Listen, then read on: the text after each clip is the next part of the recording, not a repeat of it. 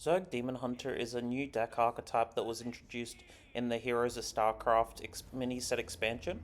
The idea behind the deck is to overwhelm your opponent using high aggressive cards and an aggressive curve. The cards that you want to keep in your Mulligan are Puppeteer, you want to keep Battlefiend, you want to keep Spirit of the Titan, and Spawning Pool is also another card that you want to be keeping in your opening Mulligan as well. The idea is that you use those cards aggressively to go into your opponent. You don't usually want to be trading too much with this deck as well. Just most of your damage you want to aim towards the opponent's face. The idea that you want to do is around turn, you want to get your spawning pools online as quick as possible, and then you can use your Mutalisk to be able to swipe towards your opponent. If you attack an opponent that doesn't have a minion on either side of it, it means that you can use its damage to also attack your opponent's face, which deals a lot of damage towards them. You then also can then obviously deal quite a lot by doing that too. Another card that's quite strong with this deck is Kerrigan. Kerrigan is used as more of a finishing card because it allows you to get some extra value into your deck and later on in your curve. It also is quite useful being able to use the hero power to be able to deal quite a lot of damage to your opponent using all your different Zerg minions. The best way to use this deck is to make sure that you're curving out quite aggressively towards the opponent, and you want to make sure that you are getting your damage onto the opponent as much and as quickly as you can before they can reestablish their board and reestablish themselves. A card that some people might keep but is not a very good keep for this matchup or pretty much for any Zerg decks is the Nidus Worm. It does help with extra value and things like that, like if you reduce down the cost of your cards, but it isn't actually doing anything, especially towards your aggressive strategy. You want to be using that more as a refill rather than a aggressive part of your curve, and with the cards that you have in your deck, you in general want to be just using it. You want to be using it later on rather than using it on turn 3, because if you're using it on turn 3, you're obviously not dealing damage to your opponent, and it can usually just be used for later burst and things like that. So going into the gameplay footage, you'll find that I'm playing against a Death Knight, and I've dealt quite a lot of damage to them. I've got quite a strong hand. I did start with Spirit of the Titan and also Battlefiend. I've also got had the other 1-drop as well, which is really strong. They ended up using the Yodeler. I don't think that they were really paying much attention to the fact that the Death Rattle doesn't really do anything in this sort of situation.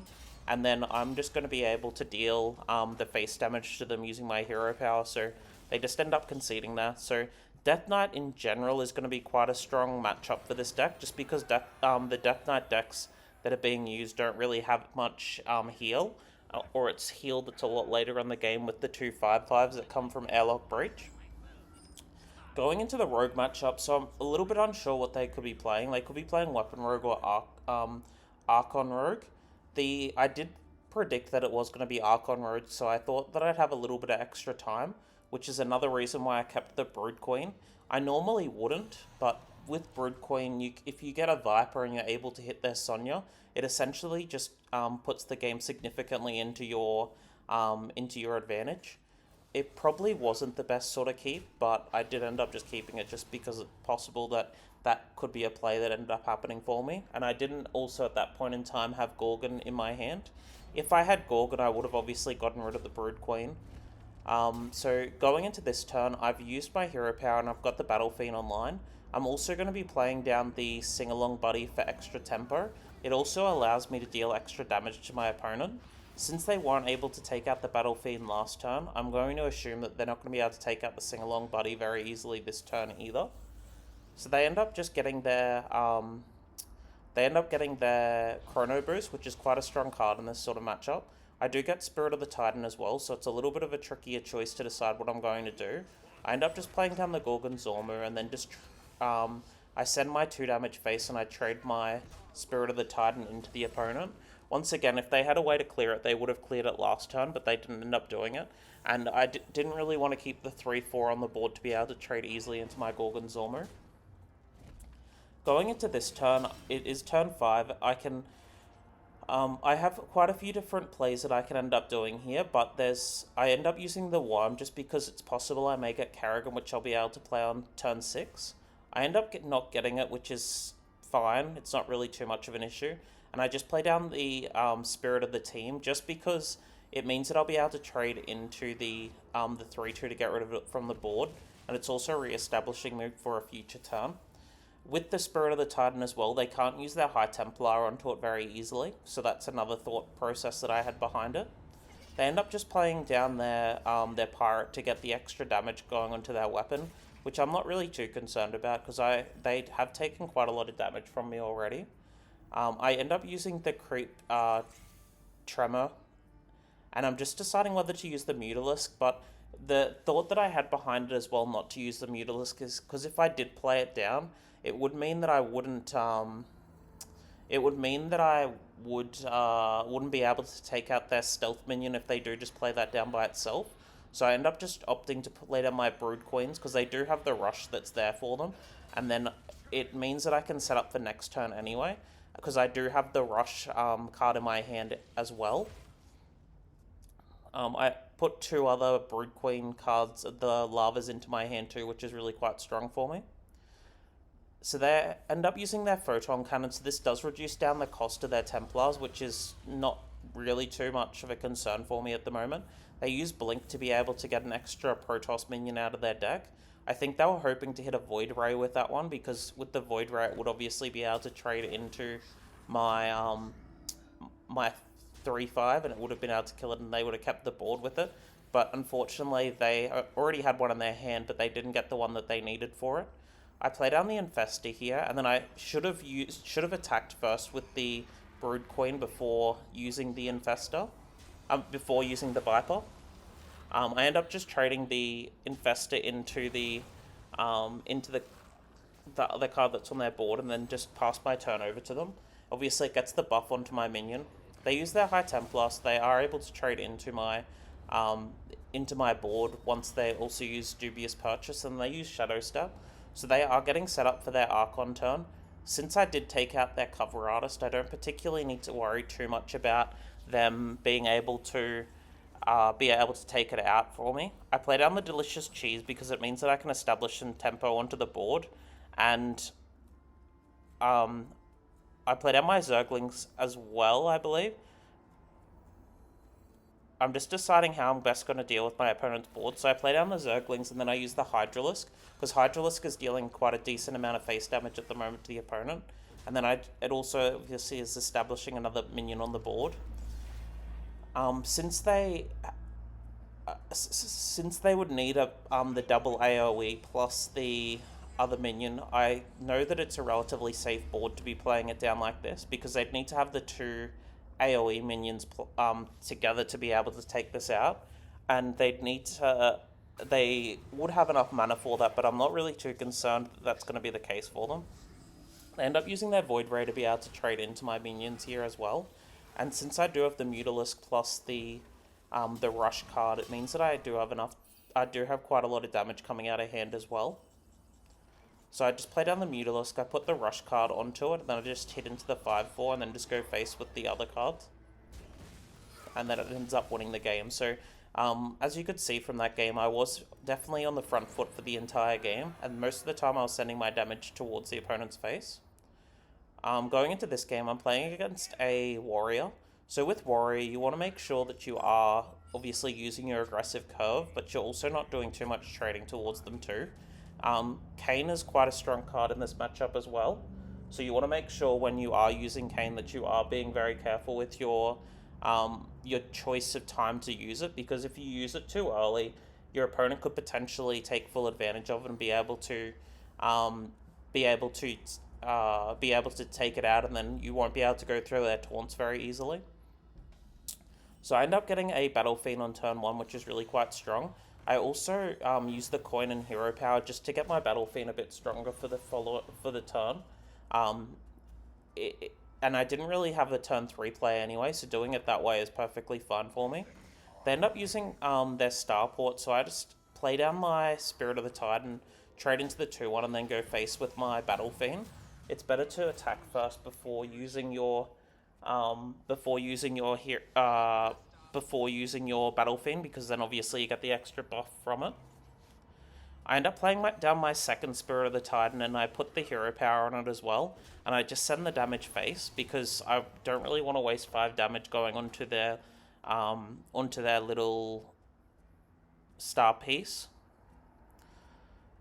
So going into next turn, since they will be able to get the 2/2s onto the board, I do need to make sure that I'm being careful with what potentially could come out of the battleship too, because if they do end up getting the 2/2s, it could be a bit concerning for me. With them playing that taunt, I am actually considering about what my options are with using Kane. I don't really want to use it just yet, because it's possible they may end up having something like Ziliax, which would obviously be too much for this deck to be able to handle. So I end up just using my 5 damage from my hero and just tanking the damage into their 1/5. I play down the Brood Queen as well, just because it can get me some more value coming from my little minions, and also it's not very likely they'll be able to take it out this turn, especially with their current board state. They end up using their Starport, which gets them another one of the 2 ones that allows the 5 damage, the Banshee, and that obviously is a little bit of an issue for me going into this turn, because with that amount of damage they could do, they could potentially have lifesteal that could come from it as well, which would be dealing quite a bit of damage. I don't really want to play down the Mutalisk at the moment, just because if I do play it down, it's possible that I may not end up getting what I need from it, like in terms of it may end up, it probably won't end up surviving this turn as well, so I need to wait till that thing has Rush on it. Or I can use it in combination with Viper as well if I need to also. They end up just trading into my Zergling so they can get the battle cruiser online, and it also means it gets rid of another one of the drops onto there. Both of their Banshee hits end up going into my 2 Spirit of the Titans, which is a little bit of a problem for me. But I still don't, at this current point in time, want to be trading into any of their minions that are here.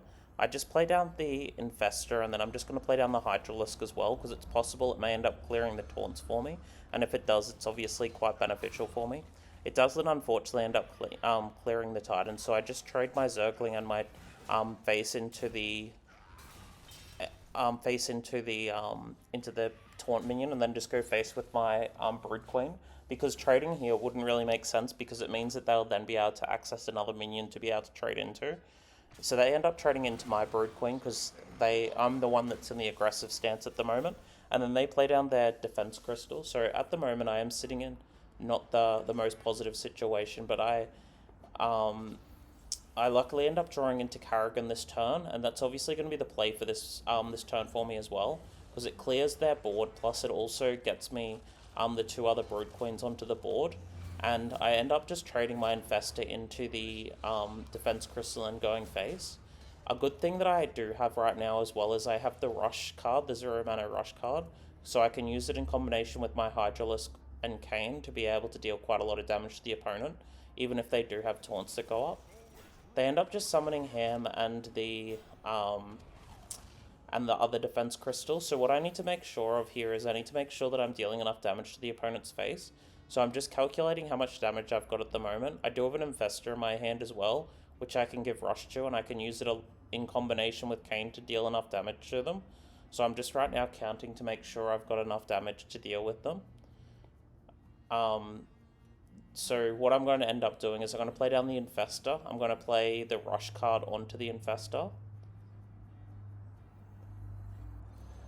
I also do play down Kane too. I play the Rush card onto the Infestor, and then I'm going to trade the Infestor into the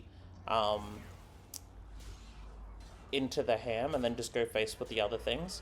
Another way that I could have done that turn is I could have just played down the Mutalisk and put a Rush onto it as well. Dealt the damage first using my minions that are already on the board, and then do the damage that goes face afterwards. I'm playing against a Druid, and you'll notice quite funnily that both of our legend ranks are exactly the same. I think it was a glitch, which is a little bit strange. And I end up just trading away all the cards that are here. You'll notice that I got rid of the Worm because I am wanting to be the aggressor, so I need to make sure that I'm getting things like my Sock Puppet or my Battlefiend in the early turns. I play down the Battlefiend and just pass over to them because that's generally going to be the strongest turn 1 play that you can have with the deck. They end up using coin and then using their Groovy Cat, so it is showing that they're playing a Hero Power Druid rather than Dungar Druid. I do play down my Spirit of the Titan and then I go face with my Battlefiend because I don't really want to be taking the damage from it. They would be able to trade into it otherwise using the Battlefiend plus Hero Power, so this is the better way to make sure that I do end up dealing a little bit more damage coming from that too. Actually, it would have been better not doing it that way because I forgot about the buff, as you could see by the minion interaction that occurred there. I end up just playing down my Battlefiend and my Zergling just to get a wider board. The only issue that they could play against this is with a swipe. So if they're using a swipe, it means they're not establishing anything else onto their board, which is why it's a decent play to be going for it. Quick Pick could have been okay on that sort of situation, but it in general would have been better just making sure that I'm dealing the extra damage to them. They end up just trading to my Spirit of the Titan, which is quite a good idea for them. It obviously helps them quite a bit. And I play down my Brood Queen, it establishes tempo, and then I just use my damage. I use my face to deal with the Piper and just go face with the rest of my minions. It means that I'm starting to get into a decent health total for them, where they're going to have to start worrying about what I've got, especially since they don't have too many other minions that are on their board. They use their popular Pixie plus their Sing-Along Buddy, which is able to then clear my Brood Queen, which is a little bit frustrating for me. It makes it a little bit challenging. I end up getting my Lurker through the Viper. I also have the Hydralisk as well, which if I use the spawning pool this time, I can trade into them quite easily. And right now I'm just deciding what the best way to go about it is going to be, especially since I'm not really sold on using my spawning pool just yet. But the Lurker in this turn would be quite strong, especially since I have a lot of Zerglings on my board. So yeah, it's a little bit of a tough choice, but I believe I end up just playing down the Mutalisk because it obviously does clear the board as well, but it means that with the Lurker, it's possible the damage may not have gone correctly into the minions. This allows me to have a wider board. I should have traded into the 1-4 then, not the 2-3, because obviously I ended up killing my Lurker, which is not the best. But they end up just using a swipe anyway, so it didn't particularly matter in that situation. But I should have traded into the 1-4 rather than the 2-5 that was there. I played on Metamorphosis here, and I just deal the 2 damage to face. Deal the 5 damage to face. This puts them into a false sense of security of if they just put 1 armor onto them, that I won't be able to deal with them next turn. Obviously, with the weapon that's in my hand, it will mean that I'll be able to deal enough damage to them. They played their Photon Cannon and their Chrono Boost, so they're able to get the 3-4 down onto the board. This also shows that they're not going to be able to play Artanis this turn unless they had an Innovate. So it means that they are only able to get the extra 4 damage that's there. The extra 1 health that's there, and then it means that with my Metamorphosis plus Hero Power plus Quick Pick, it's able to take them out. So I end up just using my Hero Power. I play down the Quick Pick. I use my Hero Power to increase my damage and then just go face. And then I end up obviously beating them. So in terms of misplays for that game, the Mutalisk was a little bit of a misplay, but I didn't get punished because they were going to use Swipe on it anyway.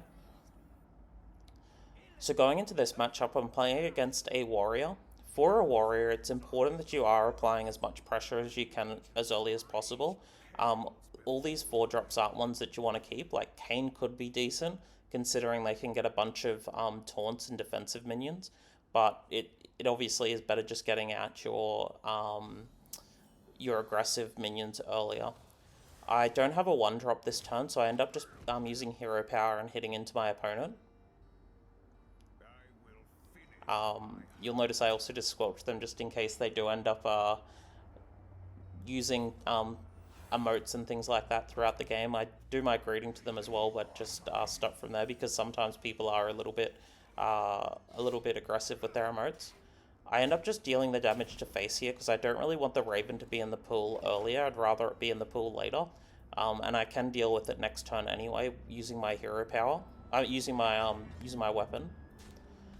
So going into this turn, I do have the Puppeteer. I also have my Brood Queen, so I just put the Rush onto the Brood Queen just to be able to trade in. Oh, sorry, just to be able to make it bigger for me, because it is important that I'm able to make it bigger and have it there. Like, I don't think it really matters not trading there with the Rush, but I just make it a little bit bigger for my opponent to have to deal with. I do also have the Creep Tumor in my hand, so it means that I'll be able to have all the Rush minions that I need to anyway throughout the game. I end up using the Worm here because it's possible that it will end up getting me a spawning pool, and obviously with the spawning pool it is quite strong to be having in this sort of matchup. I unfortunately don't end up getting one, but I get Kerrigan, which is fine. I also just use my hero power and just trade into the 2-1. It's possible that just getting the reason why I did it in that way is because they're not able to execute this minion then. They could potentially have executed it otherwise, and I'd rather deal more damage to them than not. So I end up drawing into the Mutalisk here, which is fine. I play down the Creep Tremor, which means that I can do some rush minions onto them. And I play down the Roach so I can easily trade into the Defense Crystal. I then just play down my Sock Puppet just because it has more value from it when it's already on the board for the extra turn. Obviously, so then you can deal the extra damage coming from your hero or your weapon that you may end up drawing. They end up using Bob the Bartender to freeze my minions, so it means that I'm still got quite a bit of pressure that's able to be applied to them. I do also have the Mutalisk in my hand if I want to be able to deal with them. I do just play down the Kerrigan here because obviously it being a 6 drop in this situation is quite good, and I already have the Rush for the minions anyway, so it means that my board is able to get quite wide, and that means that with that Lurker that's in my hand, I'll be able to deal quite a lot of damage to my opponent if they don't end up clearing this board. So they end up just playing down their Defense Crystal. Unfortunately, I do end up milling my my Arcane. I play down the Infestor, or the two no, I don't think I played down the second Infestor. I play down the Infestor. And then I play down the Hydralisk to deal more damage to my opponent's face. It's possible that turn I should have just played down the Lurker because it would have done a similar sort of thing, but the Hydralisk was a card that wasn't already in my deck, so it does mean that I end up keeping more damage available to me. I get another 3 more of the Lavas, which are quite good in terms of I possibly may get a Viper from it, which I can use to deal with my opponent quite easily. They play down their Ziliax and then just trade into my Brood Queen. This is perfectly fine for me because since I kept the Lurker, I'm able to use it in addition to the other Lurker that I ended up getting through my Viper to be able to trade quite easily into the Ziliax. So I just trade first with my